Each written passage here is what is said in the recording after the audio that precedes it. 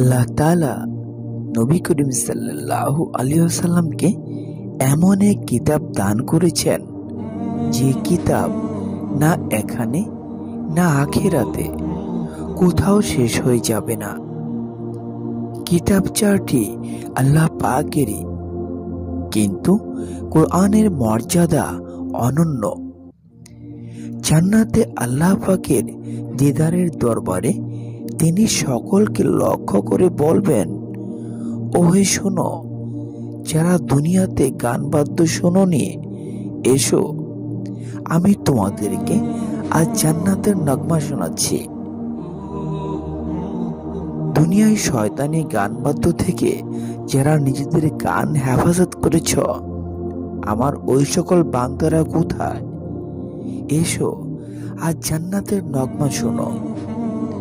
মহান আল্লাহ তাআলা জান্নাতের হুরদের ডেকে বলবেন, এসো, আমার এই বান্দাদেরকে আমার তারিফের নগমা শুনিয়ে দাও।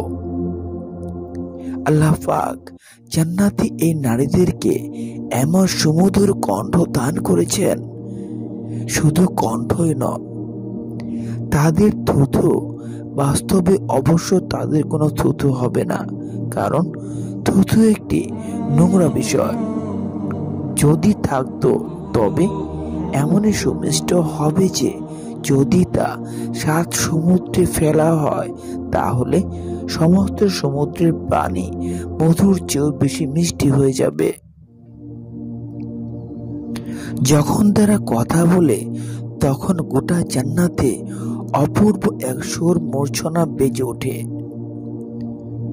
যখন তারা হাসে, তাদের দাঁতের আলো গোটা জান্নাতে বিদ্যুতের ন্যায় চমকে ওঠে।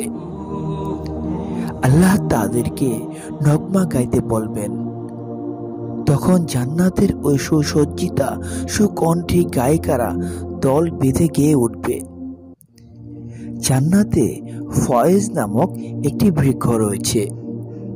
সেই বৃক্ষটির বৈশিষ্ট্য হলো, তার পাতায় পাতায় সর্বক্ষণ এমন সুমধুর সুর বাজতে থাকে যে জান্নাতীরা তা শুনে মাতোয়ারা হয়ে পড়বে। আল্লাহ পাক ওই গায়িকাদের সুললিত কণ্ঠের নগমা শোনার পর জান্নাতীদেরকে জিজ্ঞাসা করবেন, তোমরা কি এমন সুর ইতিপূর্বে কখনো শুনেছ? তারা বলবে, না, আমরা তো ইতিপূর্বে কখনোই এমন সুমধুর কণ্ঠ শুনিনি। এটা কিসের প্রতিদান? মহান আল্লাহ তাআলা বলবেন, দুনিয়ার নির্লজ্জ বেহায়া নারীদের গান শোনা থেকে নিজেদের কান রক্ষা করার বিনিময়। এরপর আল্লাহ পাক আবার জিজ্ঞেস করবেন, এর চেয়ে ভালো সুর শুনতে চাও?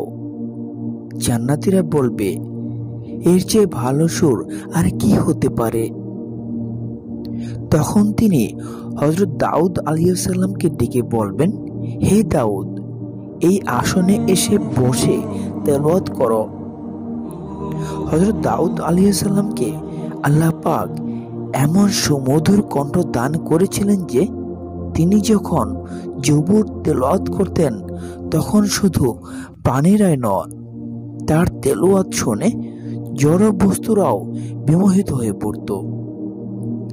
আল্লাহ পাকের অনুরোধ শুনে দাউদ আলাইহিস সালাম বলবেন, সেই সুর তো দুনিয়াতে ছিল।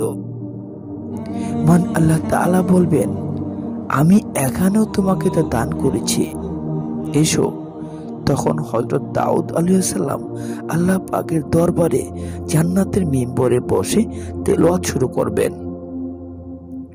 এই সুর শুনে জান্নাতীরা এমন বিমুগ্ধ হবে যে নিজেদের কথা পর্যন্ত ভুলে যাবে।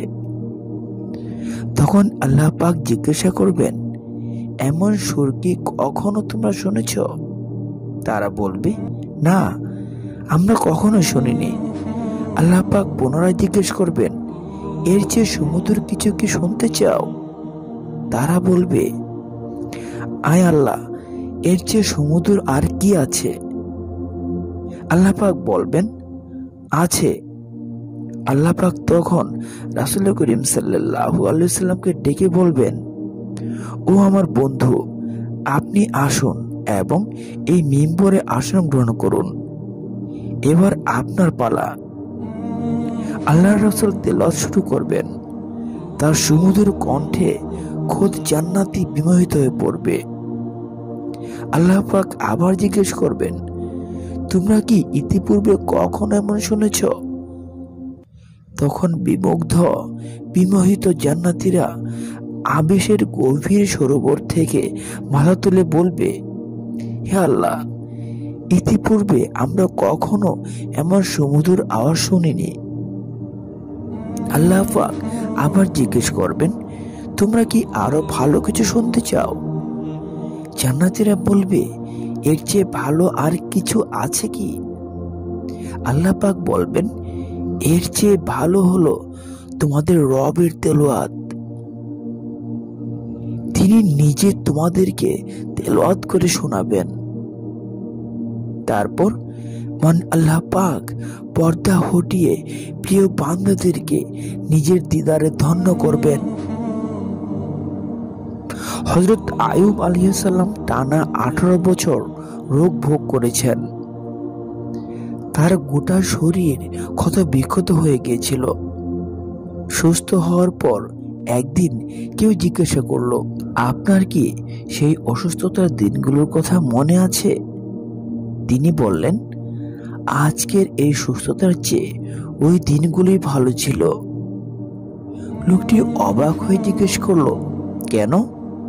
হযরত আইয়ুব আলাইহিস সালাম বললেন, আমি যখন অসুস্থ ছিলাম তখন প্রতিদিন আল্লাহ পাক আমাকে জিজ্ঞাসা করতেন, আইয়ুব কেমন আছো? তার সেই জিজ্ঞাসা আমার গোটা শরীর ও মনে আনন্দের যে শিহরণ তুলত, তার কোনো তুলনা হয় না। তো কাল কিয়ামতের দিন আল্লাহ পাক যখন নিজের সামনে থেকে সমস্ত পর্দা হটিয়ে দিয়ে বান্দাদের সঙ্গে সরাসরি কথা বলবেন, সেই আনন্দ ও শিহরণের কি বর্ণনা আমি দিতে পারি? সেই ইজ্জত ও কামিয়াবির কি সীমা আমি নির্ধারণ করব? সেদিন আল্লাহ পাক ইচ্ছে করলে আমাদেরকে তাওরাত তেলাওয়াত করে শোনাতে পারতেন, জবুরও শোনাতে পারতেন, ইনজিলও শোনাতে পারতেন, কিন্তু তিনি সেদিন কুরআন তেলাওয়াত করে শোনাবেন।